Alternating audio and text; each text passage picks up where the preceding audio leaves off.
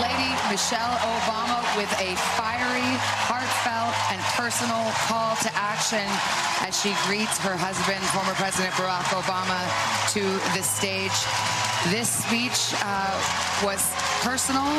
It covered the terrain, and it felt like this was a First Lady who had some things to get off her chest, particularly about Donald Trump, first by implication and then by name, Hallie. She blew the roof off this place. It was a full-throated endorsement of Kamala Harris and a full-throated indictment of Donald Trump. She has blown the doors off this House and certainly raised the bar for what is to come from her husband.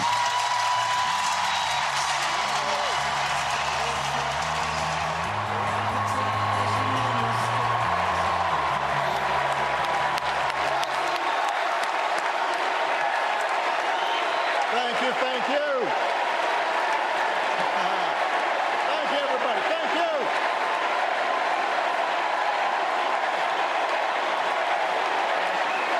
Thank you.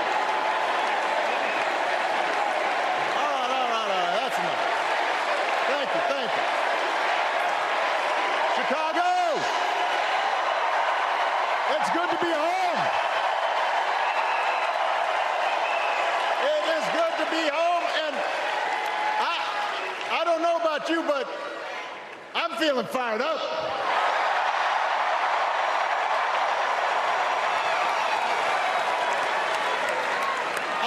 I am feeling ready to go.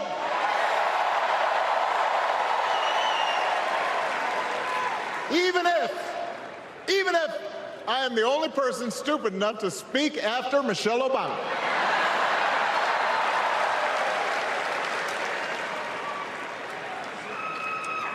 I am feeling hopeful because this convention has always been pretty good to kids with funny names who believe in a country where anything is possible. Because we have a chance to elect someone who has spent her entire life trying to give people the same chances America gave her. Someone who sees you and hears you and will get up every single day and fight for you. The next president of the United States of America, Kamala Harris.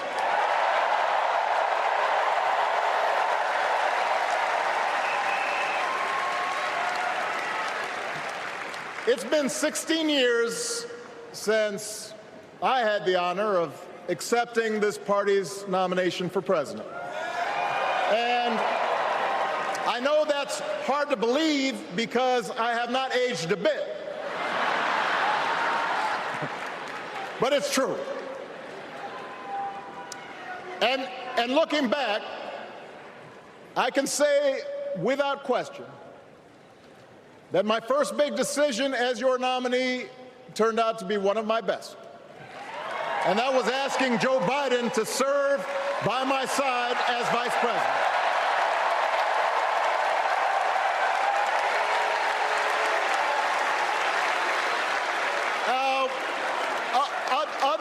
Other than some common Irish blood,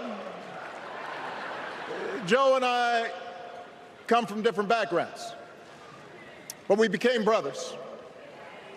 And as we worked together for 8, sometimes pretty tough years, what I came to admire most about Joe wasn't just his smarts, his experience.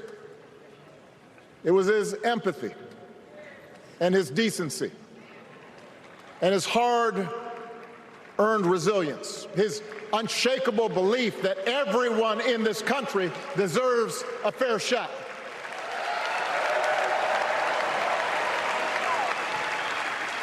And over the last 4 years, those are the values America has needed most. At a time when millions of our fellow citizens were sick and dying, we needed a leader with the character to put politics aside and do what was right. At a time when our economy was reeling, we needed a leader with the determination to drive what would become the world's strongest recovery. 15 million jobs, higher wages, lower health care costs. At a time when the other party had turned into a cult of personality, we needed a leader who was steady and brought people together and was selfless enough to do the rarest thing there is in politics, putting his own ambition aside for the sake of the country.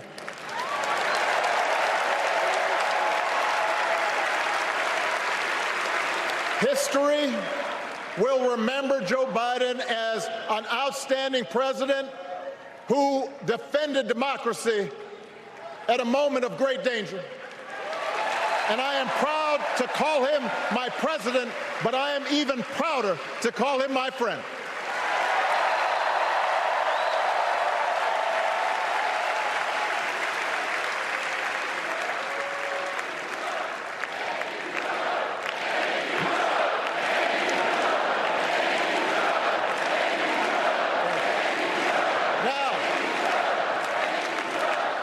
The torch has been passed. Now it is up to all of us to fight for the America we believe in. And make no mistake, it will be a fight. For all the incredible energy we've been able to generate over the last few weeks, for all the rallies and the memes, this will still be a tight race in a closely divided country. A country where too many Americans are still struggling, where a lot of Americans don't believe government can help. And as we gather here tonight, the people who will decide this election are asking a very simple question. Who will fight for me? Who's thinking about my future, about my children's future, about our future together? One thing is for certain, Donald Trump is not losing sleep over that question.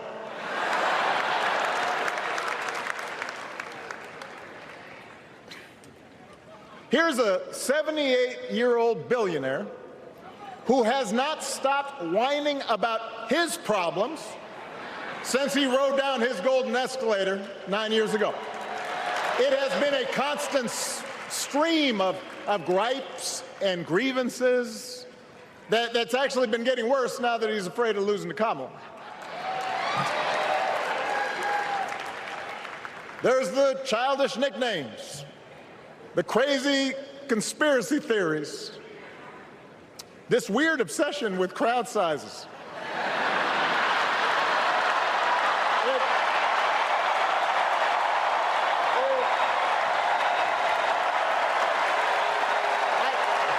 It just goes on and on and on.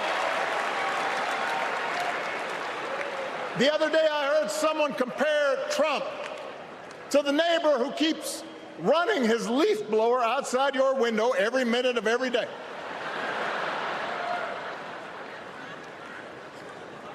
Now, from a neighbor, that's exhausting. From a president, it's just dangerous. The truth is, Donald Trump sees power as nothing more than it means to his ends. He wants the middle class to pay the price for another huge tax cut that would mostly help him and his rich friends.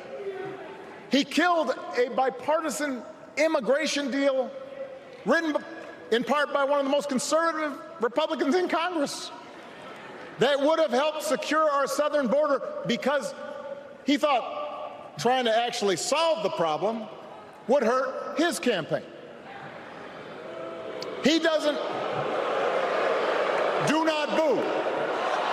Vote.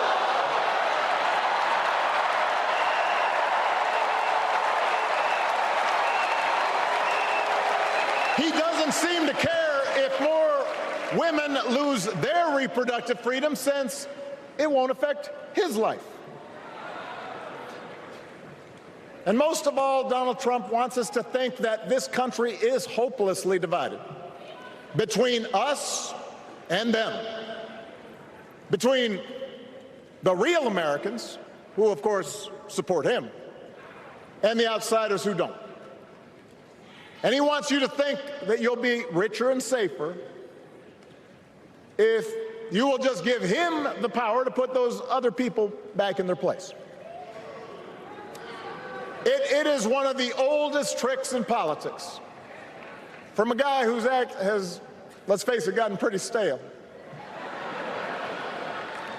We do not need 4 more years of bluster and bumbling and chaos. We have seen that movie before, and we all know that the sequel is usually worse.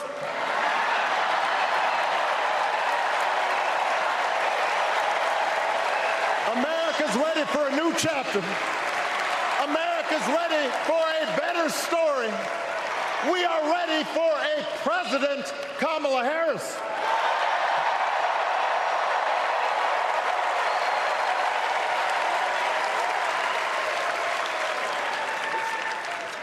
And Kamala Harris is ready for the job. This is a person who has spent her life fighting on behalf of people who need a voice and a champion. As you heard from Michelle, Kamala was not born into privilege. She had to work for what she's got. And she actually cares about what other people are going through. She's not the neighbor running the leaf blower. She's the neighbor rushing over to help when you need a hand. As a prosecutor, Kamala stood up for children who had been victims of sexual abuse.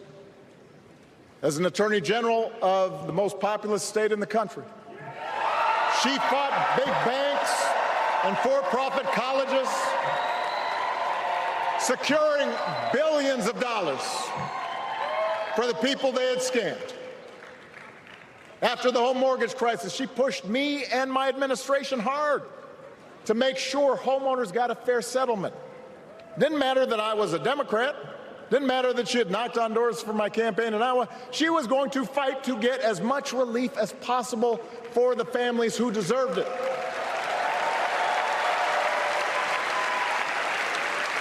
As vice president, she helped take on the drug companies to cap the cost of insulin, lower the cost of health care, give families with kids a tax cut. And she is running for president with real plans to lower costs even more and protect Medicare and Medicaid and sign a law to guarantee every woman's right to make her own health care decisions.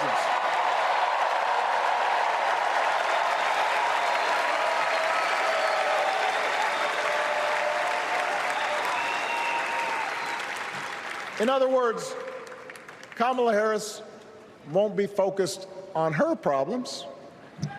She'll be focused on yours. As president, she won't just cater to her own supporters and punish those who refuse to kiss the ring or bend the knee.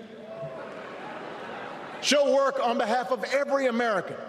That's who Kamala is. And in the White House, she will have an outstanding partner in Governor Tim Walz.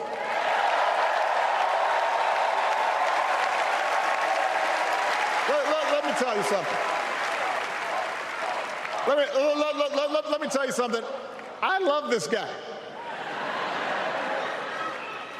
Tim is the kind of person who should be in politics. Born in a small town, served his country, taught kids, coached football, took care of his neighbors. He knows who he is, and he knows what's important. You can tell those flannel shirts he wears don't come from some political consultant. They come from his closet, and they have been through some stuff.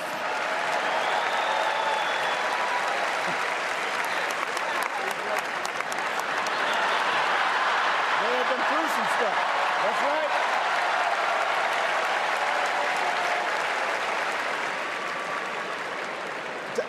Together, Kamala and Tim have kept faith with America's central story.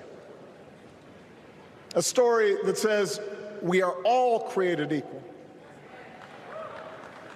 all of us endowed with certain inalienable rights, that everyone deserves a chance, that even when we don't agree with each other, we can find a way to live with each other. That's Kamala's vision. That's Tim's vision. That's the Democratic Party's vision. And our job over the next 11 weeks is to convince as many people as possible to vote for that vision. Now, it won't be easy. The other side knows it's easier to play on people's fears and cynicism, always has been. They will tell you that government is inherently corrupt, that sacrifice and generosity are for suckers. And since the game is rigged, it's okay to take what you want and just look after your own. That's the easy path. We have a different task. Our job is to convince people that democracy can actually deliver.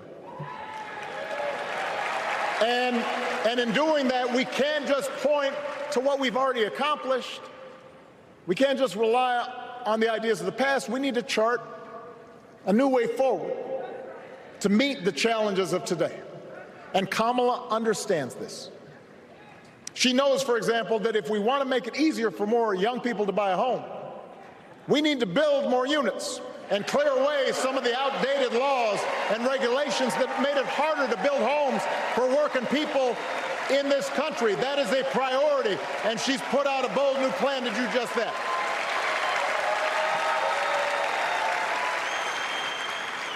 On health care, we should all be proud of the enormous progress that we've made through the Affordable Care Act, providing millions of people access to affordable coverage, protecting millions more from unscrupulous insurance practices. And I've noticed, by the way, that since it's become popular, they don't call it Obamacare no more.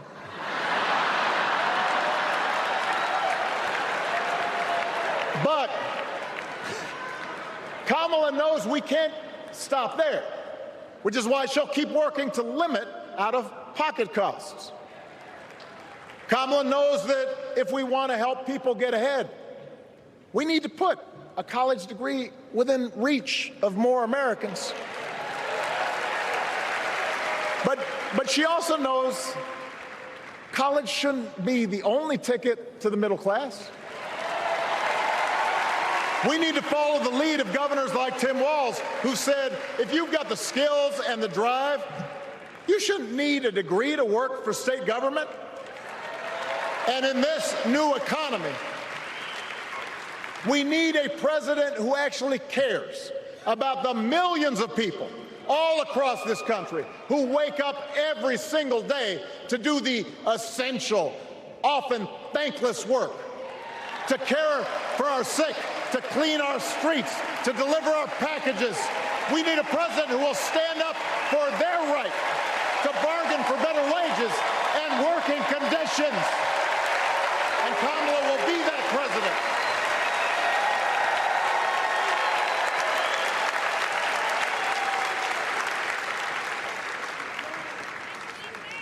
Yes, she can.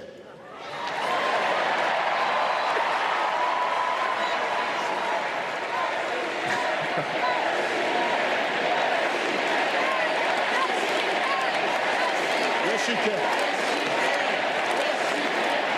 A Harris-Walz administration can help us move past some of the tired old debates that keep stifling progress.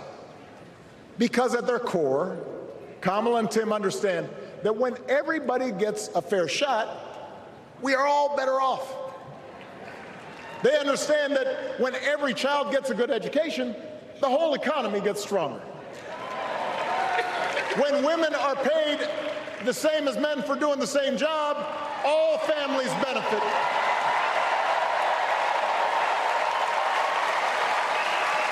They understand that we can secure our borders without tearing kids away from their parents, just like we can keep our streets safe while also building trust between law enforcement and the communities they serve and eliminating bias, that will make it better for everybody.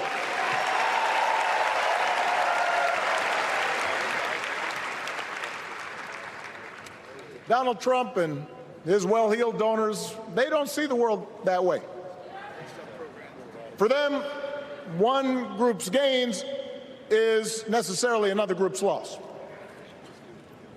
For them, freedom means that the powerful can do pretty much what they please, whether it's fire workers trying to organize a union, or put poison in our rivers, or avoid paying taxes like everybody else has to do. Well, we have a broader idea of freedom. We believe in the freedom to provide for your family if you're willing to work hard. The freedom to breathe clean air and drink clean water and send your kids to school without worrying if they'll come home.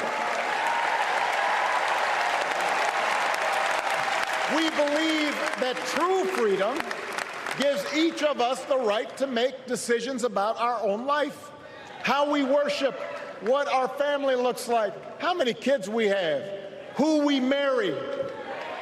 And we believe that freedom requires us to recognize that other people have the freedom to make choices that are different than ours. That's okay.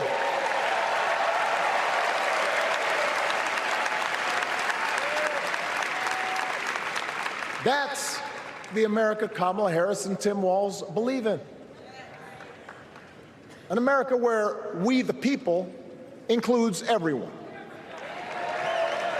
Because that's the only way this American experiment works.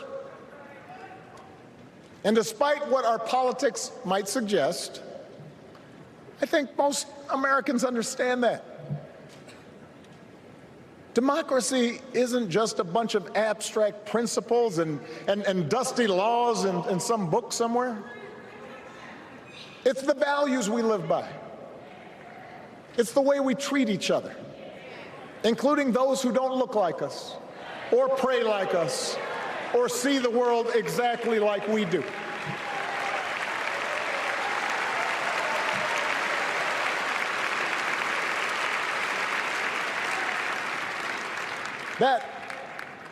That sense of mutual respect has to be part of our message.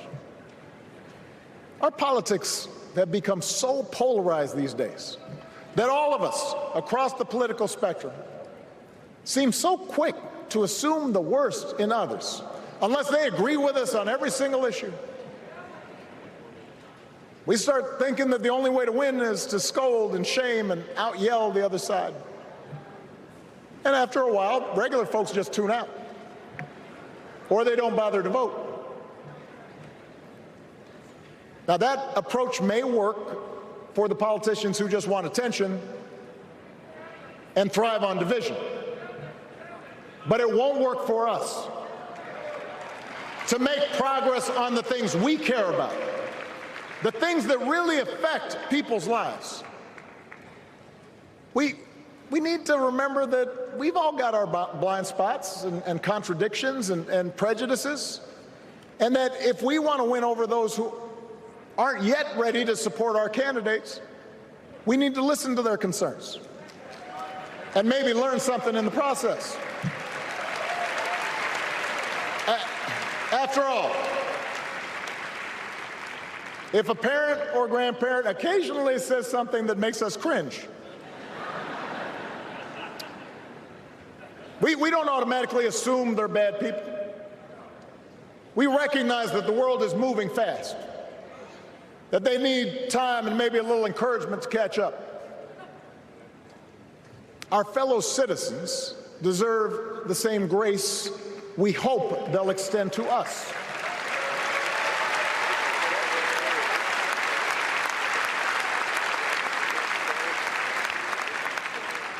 That's how we can build a true Democratic majority, one that can get things done. And by the way, that does not just matter to the people in this country. The rest of the world is watching to see if we can actually pull this off.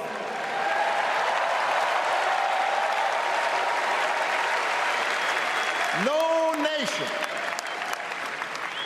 no society has ever tried to build a democracy as big and as diverse as ours before. One that includes people that over decades have come from every corner of the globe. One where our allegiances and our community are defined not by race or blood, but by a common creed. And that's why when we uphold our values, the world's a little brighter. When we don't, the world's a little dimmer. And dictators and autocrats feel emboldened. And over time, we become less safe. We shouldn't be the world's policemen, and we can't eradicate every cruelty and injustice in the world. But America can be and must be a force for good. Discouraging conflict, fighting disease, promoting human rights, protecting the planet from climate change, defending freedom, brokering peace. That's what Kamala Harris believes, and so do most Americans.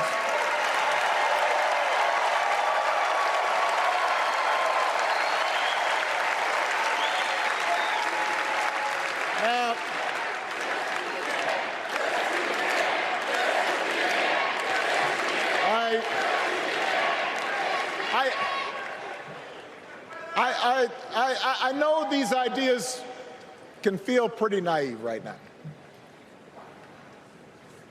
We live in a time of such confusion and rancor, with a culture that puts a premium on things that don't last. Money, fame, status, likes. We chase the approval of strangers on our phones. We build all manner of walls and fences around ourselves, and then we wonder why we feel so alone. We don't trust each other as much because we don't take the time to know each other. And in that space between us, politicians and algorithms teach us to caricature each other and troll each other and fear each other. But here's the good news, Chicago. All across America, in big cities and small towns, away from all the noise, the ties that bind us together are still there. We still coach Little League and look out for our elderly neighbors. We still feed the hungry in churches and mosques and synagogues and temples. We share the same pride when our Olympic athletes compete for the gold. Because the vast majority of us do not want to live in a country that's bitter and divided. We want something better. We want to be better. And the joy and the excitement that we're seeing around this campaign tells us we're not alone. You know, I've spent a lot of time thinking about these past few months because, as Michelle mentioned, this summer we lost her mom, Ms. Marion Robinson. And I don't know that anybody has ever loved their mother-in-law any more than I love mine. Mostly it's because she was funny and wise and the least pretentious person I knew.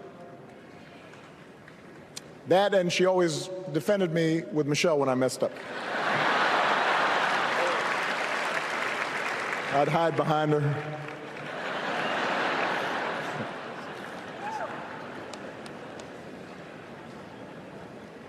But I also think one of the reasons Mary and I became so close was she reminded me of my grandmother, the woman who helped raise me as a child. And on the surface, the two of them did not have a lot in common. One was a black woman from right here, south side of Chicago, right down the way. Went to Englewood High School. The other was a little old white lady born in a tiny town called Peru, Kansas. Now, I know there aren't that many people from Peru.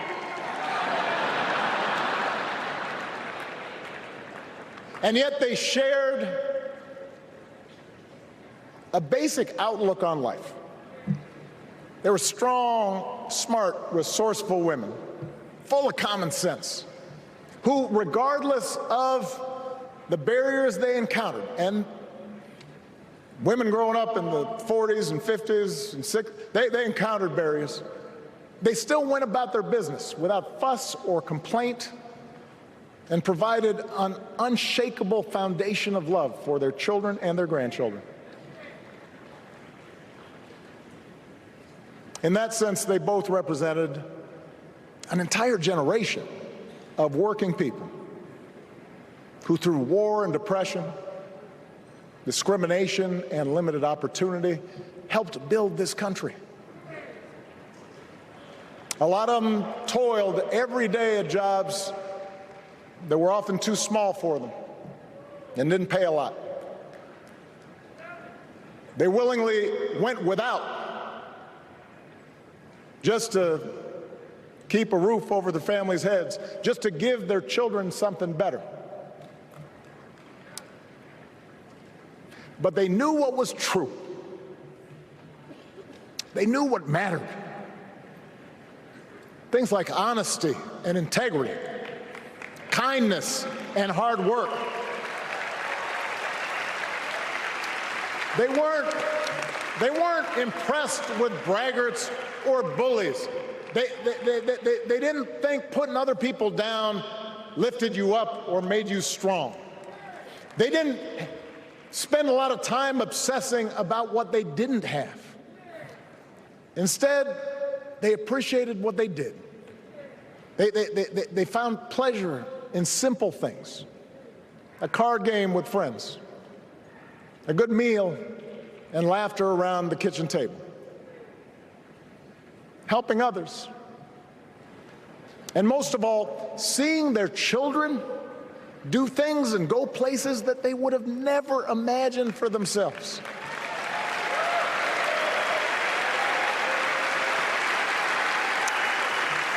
Whether you are a Democrat or a Republican or somewhere in between, we have all had people like that in our lives. People like Kamala's parents, who crossed oceans because they believed in the promise of America. People like Tim's parents, who taught him about the importance of service.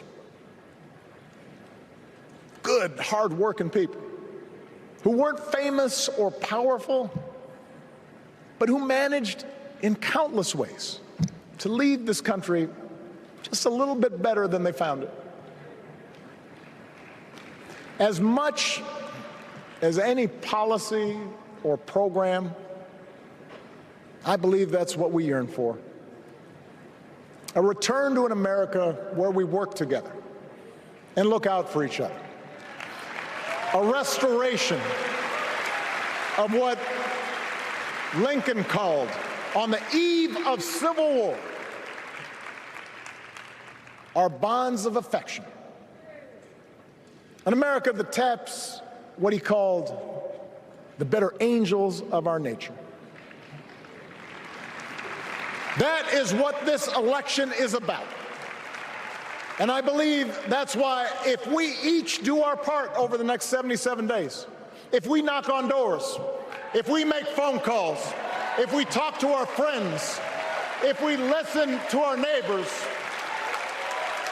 if we work like we've never worked before, if we hold firm to our convictions, we will elect Kamala Harris as the next President of the United States, and Tim Walz as the next Vice President of the United States.